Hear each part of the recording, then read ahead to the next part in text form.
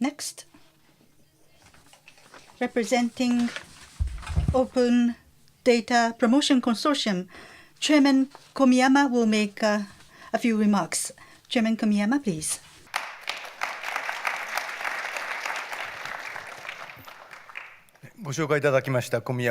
Thank you for the introduction. My name is Komiyama. Thank you very much for joining us for this symposium in such large numbers. Since this is a good opportunity, let me just give you a mini lecture. Now, right now, information revolution is underway. We had the Industrial Revolution in the past, but right now we're in the midst of an information revolution. Japan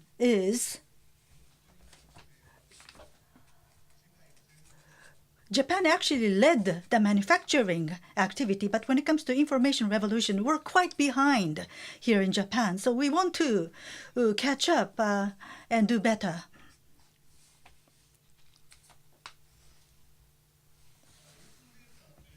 When we talk about open data, well, data must be kept open in a usable fashion so that the users of data, more than you might imagine, new things could be developed and new businesses, new services could be created because people will come up with new ideas if data is usable. For example, weather data is a typical example. Case in point, from early on in a usable format, it has been internationally standardized. So in this area, already there are various services being provided by making use of open data. So when we talk about this information revolution, it's progressing at a dramatic speed. And recently, the speed of that progress has been accelerated from what it was in the past. We have seen such evolution in this world so that the large amounts of data can now be processed on a real-time basis. Simulation technology has also advanced greatly, making possible high-level services to be provided based on this open data. For example, let me just give you a brief example, just a small example. Ship navigation. This is the area of ship navigation. The top line is the shortest distance. This is the shortest route. But there are currents, sea currents, and the wind factors. When you think about these different factors impacting navigation, what would be the best route that does not consume a lot of fuel? It will be the bottom line actually on this map. Put on top of that labor costs. A lot of things could be put into the equation, and you can come up with a route and a way to navigate at a cheaper cost, and you might be able to save your fuel by 10% or so. But for a business, this is going to be a determining factor whether you can make a profit or not. We're talking about the sea here. It's still slow because ships travel at a slow pace, and that is why these calculations can be conducted on a real-time basis. But this is likely to be introduced in the airplanes as well. That is how fast it is to conduct the simulations now. It can be applied to airplanes. This is landing for aircraft. What would be the most efficient way for an aircraft to land?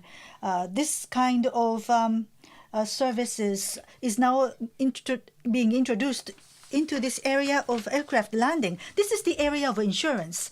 It was in 2006 that people who left Google, former employees of Google, started internet insurance, agricultural insurance, National Weather Service, and USDA's published agricultural data have been combined. What I mean by combining is a huge amounts of data, 2.5 million sites of weather data that's been made public by National Weather Service, and 150 billion locations of soil data is also integrated into this. And there's also the harvest data tracking back the past 60 years. And by multiplying all of these things, you only had an intuitive sense of whether you will have a good harvest this year or not. In the past, you only had intuitive sense of that, but now we're moving into a projection where it is going to be evidence-based. So in October of 2013, that is quite recent, Monsanto bought this business at $1.1 billion. So new businesses are being created. So in these areas, where this is just the embryonic stage, weather data is now being used to create these services already. But going forward, it will be the area of healthcare. This is going to be explosive. Now that we are entering into an aging society, Japan is at the leading edge of this aging problem.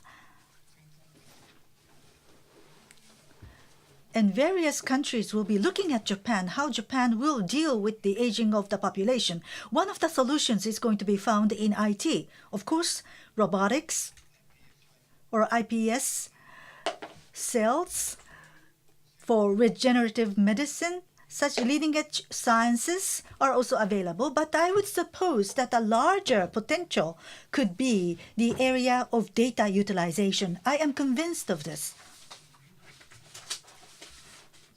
Technical development of healthcare and in developing new drugs, what is most important is how do you find out what is good for human beings. You need data to find out what is needed for human beings. Raw data itself is not going to be that helpful. We need big data.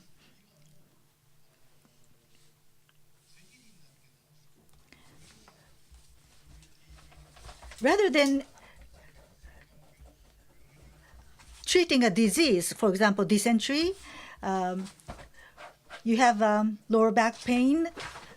There's 25 million people suffering from various illnesses, and various data, including the diet of people, what kind of exercise do these people do, how much sleep do they have, body weight, body fat, blood pressure, what about the amount of stress. Such records and information, personal information, could be analyzed, could be pooled and analyzed for these lifestyle diseases. This is going to create new industry and create a new society. So data-based self-medication is going to be quite important for the purposes of preventing illnesses rather than dealing with them after the fact. So evidence-based self-medication. For example, if you eat this type of food, this is good for you. Well, that kind of information is always coming out. And some personality on TV says that, and from a store shelf, all of fermented beans will disappear because people pick it up after a personality has said that on TV. But rather than that, it should be evidence-based rather than testimonial-based. Rather than treating a disease after the fact, preventing people from getting the diabetes in the first place, that will be good for people on an individual basis, and that can also reduce the burden on the state. For example, diabetes. Last week, of the 3.8 billion medical costs, 5% went into dialysis. 3 times a week, people have to go to the hospital and just lie on bed to go through dialysis. This is not going to be good for people. And when we talk about medical costs, 5% of the total medical cost is spent on dialysis. So it's very clear that we should be headed in the direction of prevention of diseases rather than treatment of diseases. So a lot of potential lies here. Let's take a look at this. Around the world, highest quality data is being obtained here in Kyushu Prefecture, Hisayama Town. Around the world, this is the best data. For 50 years, 8,000 people in this small town have cooperated with the University of Kyushu as they conducted research. There has been 4 generations of professors, but these people in this small town cooperated. And the data needed for development of containing blood pressure has been obtained. 99% of the people who lived in this town participated in this study. Last year, of the people who died last year, 85% of such people agreed to autopsy. And genome analysis also started from 2002. So if you do this kind of work for so many years, people have a high level of awareness amongst the citizens. When the media went to the people interviewing these people, what they think about genome analysis of these people, local people, and the townspeople talked about the potential risk of their personal information being leaked and the benefit that they may obtain from cooperating with this kind of analysis. They said that they stand to gain by providing this information. So this is a very well-known cohort research. This is the mecca of cohort research. We do have such a small town here in Japan, in the Kyushu prefecture, or in Kyushu. But 8,000 people is still a small number, so we need to try to expand the pool. Tohoku Medical Mega Bank is quite famous. This is in the Tohoku region. This research is also very important. I talked about Hisayama town in Kyushu, and Arita city is trying to imitate that. Runoi cohort is also being developed today. So such classic, traditional cohort studies as well as genome analysis. University professors and researchers, they love to do genome research. So how do you combine all of these leading edge research to create high quality data? This is going to be a very important area. So this is a summary diagram of what I talked about. Lower left hand side, this area here, this triangle is what the medical treatment has to be. For example, the cause of disease was cholera bacteria, and the treatment is a certain antibiotics. The name of the disease is cholera. So from the days of Pasteur, that has been the way that healthcare has been provided. But recently, it's moving in a different direction. Lower back pain.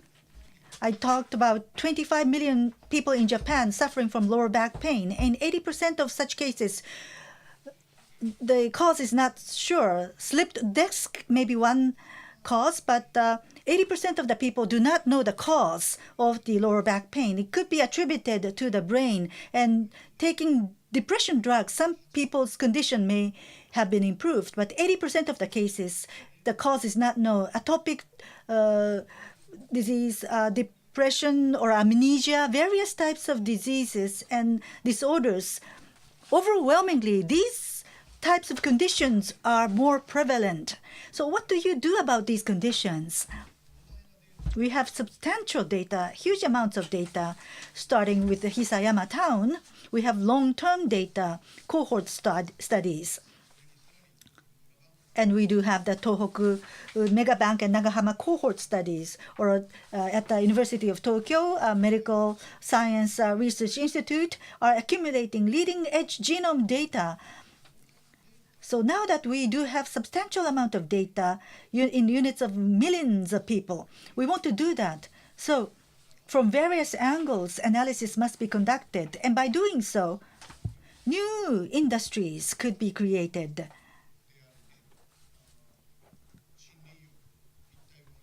Food and walk in the forest or some body care area or eco-money, a certain type of local currency, maybe one new industry that could be created, or at convenience stores. It could lead to a new business model of a convenience store, or it could be robotic assistance. These are some of the potentialities. We have long lives now. Men 80 years of age, and women have an average lifetime of nearly 90 years. Maximum life for human beings is said to be 120. And Mr. Yanaka is one of the researchers who may be able to initialize cells. But let's assume that 120 is our limit. But we're now reaching 90 years of age on average, so we can live a long life. So the issue here is how to go about having a high quality life. Quality of life is very important, and there's substantial potential in this area, this business of long life. But there is a number of challenges. What are the challenges, and how do we go about overcoming such challenges is what we must discuss. One is technology. In my view, yes, multidisciplinary data must be connected. For example, Hisayama Town and Arita City and Rumon City, such cohort data are being kept separately, but how do you combine those data? And in Tohoku Mega Bank, the data that's been accumulated there, they have the genome data. So the data that's been obtained, how do you connect that to meaningful big data? This is a very big technical challenge. Weather may be easier. Agricultural data, soil data could be combined to provide an agricultural insurance business. But I believe that even a larger area would be the healthcare area. There's so much potential in this healthcare area. And you also need the technology to aggregate data. How do you go about getting data in the first place? When there is data available, how do you use that? Well, people can come up with such ideas, but getting data in the first place may be more important. For example, people who have exercised, what kind of exercise was conducted for how long, and what kind of impact did it have on the lower back pain, and what would be the diet that would be best for that? We want that data, but what did you eat? People don't fill that in, even if you give them a questionnaire sheet. But interestingly, with smartphones, people may take a picture of the food that they ate, and it may be transmitted automatically. So if you take a picture of food, you may have a rough idea what are the calories and what are the food ingredients used. And in convenience stores, food is being sold. And that information is captured with barcodes. So, of course, we don't know whether the people who bought that lunchbox will eat that or not. But let's assume that they ate that lunchbox. Then if we connect that to echo points, we will be able to aggregate personal data as to what kind of diet they have. So aggregation of data and analyzing data, such technologies are important. And the rest is cheaper, high-speed, cloud technology and simulation technology. The bottom ones are being conducted, but the top two that I've talked about are yet to be challenged. So I do hope that, I'm sure that in the audience we have the leading edge people gathered here, not just the lecturers, the audience also. The leading edge people have gathered here. So I do hope that there's going to be a fruitful discussion today. And with this, I would like to end my remarks. Thank you. Komiyama 会長、ありがとうございます。Chairman Komiyama, thank you very much.